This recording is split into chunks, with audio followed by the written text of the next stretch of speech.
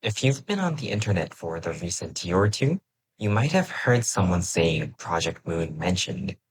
You might be reading some post on Moby Dick, and you'll for sure find someone commenting Maganera, a line from the game Limba's Company. Crazy Project Moon fans are everywhere. But what exactly is Project Moon? Project Moon is a South Korean game studio best known for creating a connected series of story-heavy games, including Lobotomy Corporation, Library of Ruina, and Limbus Company. Their games are known for their dark world building, literary references, complex characters, and a shared universe that keeps expanding with each title. More and more people are joining the fandom of Project Moon, and many have at least heard of one of their games. Project Moon's rapid growth is surprising, especially knowing that it started smaller than an indie studio. They started as a small group of university hobbyists, and over time, they went from making Lobotomy Corporation and Library of Ruina to running Limbus Company, a live service gacha game. That alone is impressive, especially in a market where the most successful gacha games come from much larger companies. In this video, I want to talk about one of the biggest reasons people stayed interested in their games in the first place: the lore. Project Moon's world is not just background information for the gameplay. It is one of the main reasons the fandom keeps growing. The setting, the characters, the organizations, and the way each game connects to the others all give players something to keep thinking about even after they stop playing. So rather than asking only how did Project Moon become successful, the better question is, what kind of world did they build that made people care this much? To understand why Project Moon's world is so fascinating, we first have to understand its main setting, the city. The city is divided into 26 districts, each district controlled by a massive corporation called a wing. These wings are not just companies in the normal sense. They control technology, territory, jobs, security, and basically the entire lives of the people living under them. Above them is the head, the closest thing the city has to a central government. But the head does not exist to make people's lives better. It mostly exists to preserve the system itself. And this is what makes the city different from a lot of other dystopian settings. The city is not broken because nobody is in control. It is broken because control is everywhere. In the city, each district is divided into two parts. There are safer places called nests, where people live under the protection of a wing. But that safety comes with a price: status, money, qualifications, and obedience. Living in a nest means being closer to comfort, but also closer to the corporation that owns that comfort. And outside the nest are the back streets. The back streets are crowded, violent, unstable, and full of people trying to survive however they can. Fixers take dangerous jobs, syndicates control territory, workshops sell weapons and body modifications. People study, work, fight, and die, all while looking up at the nest as a symbol of the life they want, but may never reach. And even in the chaos of the backstreets have rules. The city is governed not only by laws, but by taboos. Some rules are set by the head, some are set by wings, some are created locally in the backstreets. Break the wrong taboo, and the punishment is immediate. The central government head swoops down. You're gone. This is quite the interesting background, but where do the inspirations for this world come from? Project Moon's settings is hard to describe with one label, because it is not purely sci-fi, not purely fantasy, and not purely horror. It is closer to a combination of several different traditions: cyberpunk, literature, and urban dystopia. As you might have noticed, the first major influence is cyberpunk. Cyberpunk usually focuses on the contrast between advanced technology and social decay.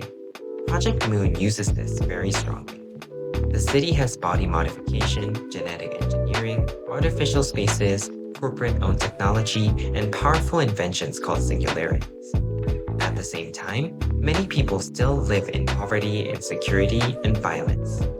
The wings are also a clear cyberpunk element.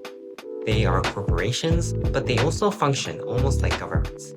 Each wing controls a district, owns a special technology, and shapes the lives of the people living under its authority.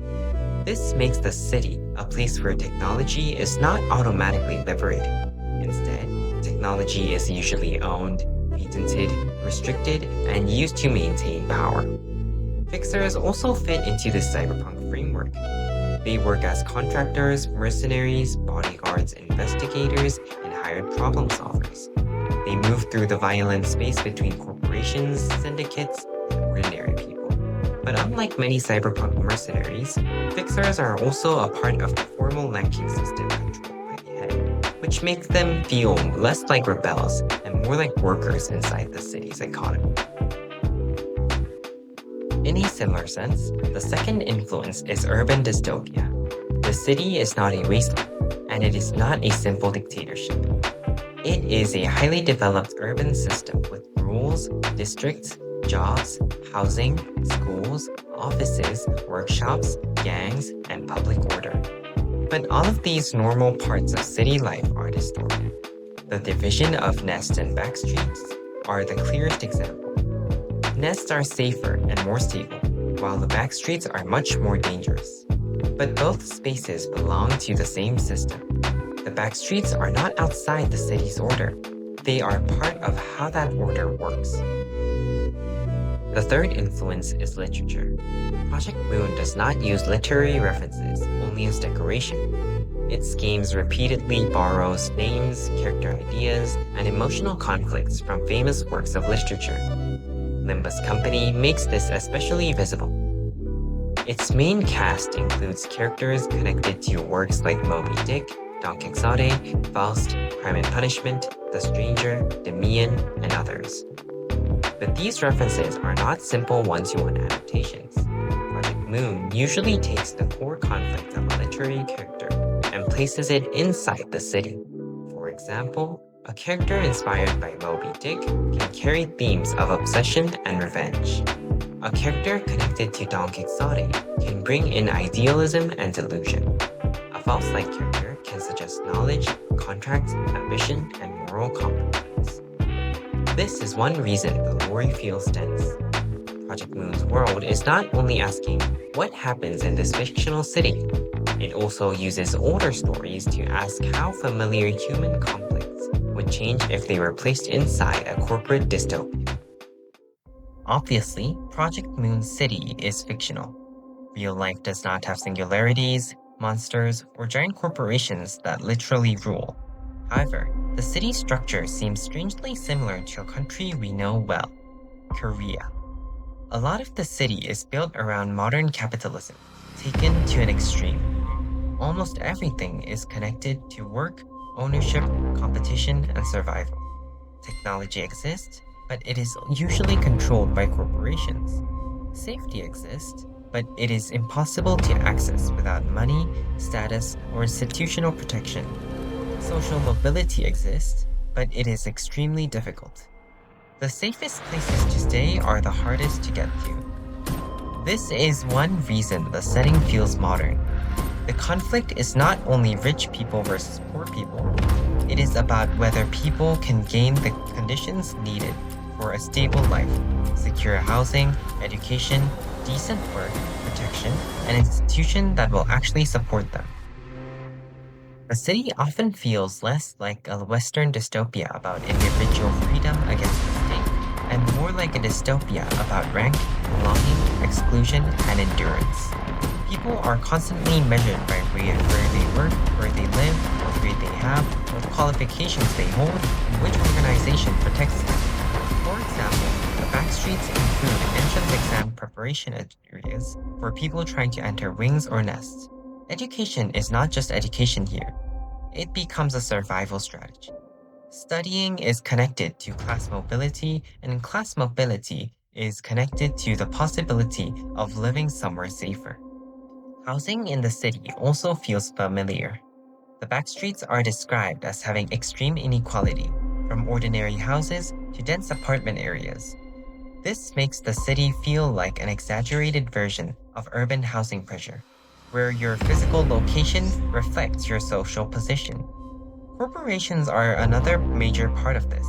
In many cyberpunk stories, corporations are powerful because they have money and technology. In Project Moon, that is also true, but the wings feel even more socially important because they are what provide an identity and belonging. Being connected to a wing means more than having a job. It means being closer to security, status, and recognition. All of these forms a hierarchy. The city is full of ranks: wings, feathers, fixer grades, offices, syndicates, nests, backstreets, and outskirts. Almost everyone has a place in the hierarchy, and almost everyone is trying to climb, keep their position, or avoid falling lower. Most characters in Project Moon are not trying to overthrow the entire system. More often, they are simply trying to survive inside. They accept dangerous, unfair rules, brutal competition, and emotional damage because endurance has become part of normal life. In a system where everyone is under pressure, people often learn to separate other people's suffering from their own. The attitude becomes 그건 그거고 이건 이거. That is that, and this is this. Everyone understands that everyone has their own reasons. They must compete and crush others because they have to survive. And for that reason, I do not have to forgive you, and I may do the same things that you did to everyone else. That is that. This is this. This mindset reflects that of the Korean Gen Z. Live for self both in good and bad meanings. But strangely enough, the Project Moon world is known as a piece that shows humanism. Why? Because it does not end with just showing us the dark world. It shows us we can stay human in it, not just literally, but in a more deep way. The city shows a society where hierarchy, capitalism, and survival pressure have become so normal that people stop questioning them. People compete because they have to. They endure because they are told endurance is a virtue. They ignore suffering because getting involved could cost them their own place in the system. That makes the city useful as a reflection of modern Korea.